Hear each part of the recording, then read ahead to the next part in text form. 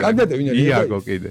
ხო, მოკლედ დანარჩენი კანდიდატები არიან, ესე იგი გირჩი, იაგო მახარაძე და კიდე ბევრი კანდიდატია. არანაირი მნიშვნელობა არ აქვს სახელებს. არც იაგო, არც ზურა ნებისმიერ პოლიტიკოსი ხა ვინც იღებს არჩევნებში მონაწილეობას, თეორიული შანსი აქვს. აი ბრაზილია და ფარერის კუნძულები რო ხდებოდნენ, დაჟე ფარერებს უფრო მეტი შანსი აქვს, რომ ბრაზილიის ფეხბურთში მოუგონ, ვიდრე აი ხა ამოცემულობაში კალაძეს ვინმე მოუგოს. ანუ არ არსებობს ეგ ყველამ კარგად. ეს უბრალოდ არჩევნებში და იქნება რაღაცა ბარიერი გადალახონ და დაფინანსებები მიიღონ, ამისთვის ხდება ეს არჩევნები, ანუ გამორჩება რა. ანუ ბარიერი გადალახონ და დაფინანსება მიიღონ. სხვა არანაირი მიზანი და ამბიცია არავის არ გააჩნია.